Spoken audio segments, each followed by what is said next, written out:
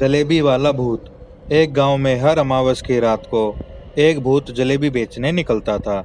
आधी रात होते ही भूत जलेबी से भरी टोकरी सर पर रखकर गांव के हर दरवाजे में जाकर वहां थोड़ी देर खड़ा रहता। अगर जलेबी की महक सूंघकर घर का कोई सदस्य घर के बाहर आ जाता तो वह भूत उस व्यक्ति को मारकर खा जाता था। गांव वाले भूत से बचने के लिए हर अमावस्या को सोने से पहले घर में सुगंधित अगरबत्ती जलाकर सोते थे, जिससे जलेबी की महक न आए, क्योंकि अगर किसी ने भूत के द्वारा लाई जलेबी की महक सूंघ ली तो वह भूत के वश में आ जाता था। इसलिए गांव के सभी लोग सोने से पहले अगरबत्ती जरूर लगाते थे। एक बार पप्पू नाम का एक व्यक्ति गांव आया। वह गांव 15 वर्षों बाद आया था। उसे भूत के बारे में नहीं पता था। वह अपने परिवार के साथ 15 साल पहले गांव छोड़कर शहर आ गया था। शहर में जलेबी का होटल खोलकर व्यापार करता था। गांव आने का उसका मकसद था कि वह गांव की जमीन को किसी को बेचना चाहता था। गांव वाले पप्पू से नफरत करते थे, क्योंकि जलेबी वाला भूत पप्पू के गांव छोड़ने के बाद ही आया था। लोगों को लगा कि पप्पू ही गांव में जादू टोना करवा के गया है। पप्पू के सभी पूर्वज जलेबी का व्यापार करते थे और भूत भी जलेबी लेकर आता था।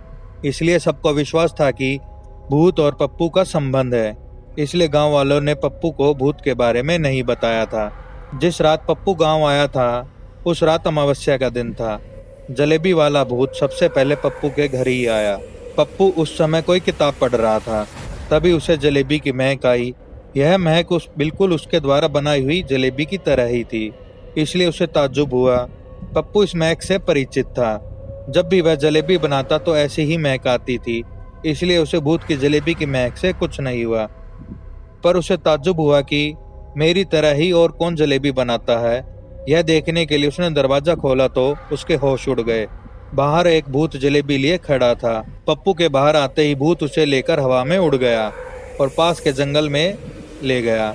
और जैसे ही भूत ने पप्पू को खाने की कोशिश की तो तभी उसे पप्पू के गले में एक लॉकेट नजर आई।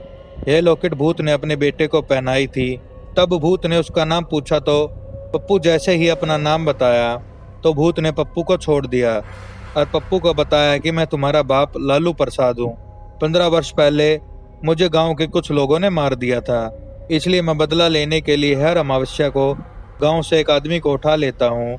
मुझे जब तक मुक्ति नहीं मिलेगी, जब तक मैं अपने हत्यारे को सजा नहीं देता हूँ। तब पप्पू ने बताया कि तुम्हें मारने वाला और कोई नहीं, गांव का छटा हुआ बदमाश कल्लू है।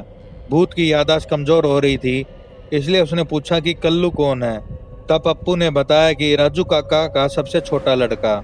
यह सुनते ही जलेबी वाला भूत पप्पू को वहीं छोड़कर हवा में उड़ गया और कल्लू के घर पहुंच गया और पूरी रात वहीं उसके घर के बाहर ही अगरबत्ती के खत्म होने का इंतजार करने लगा। रात 3 बजे अगरबत्ती की महक आना बंद हो गई। तब कल्लू के घर में जलेबी की महक फैल गई और कल्लू ने उस महक को सूंघ लिया और भूत के वश में आ गया। जैसे ही दरवाजा खोलकर वह बाहर आया तो भूत उसे हवा में लेकर उड़ गया और उसे मारकर खा गया। जैसे ही भूत ने उसे सजा दी वह भी मुक्त हो गया और धुआं बनकर गायब हो गया। उस दिन के बाद किसी ने भी जलेबी वाले भूत को नहीं देखा। पप्पू ने अपनी सारी जमीन बेच दी और गांव में मंदिर बनवा दिया और सब लोग सुख शांति से रहने लगे। ओम शांति ओम। तो दोस्तों, आपको यह कहानी कैसी लगी हमें कमेंट करके ज़रूर बताएं और वीडियो को लाइक और चैनल को सब्सक्राइब करना मत भूलिएगा।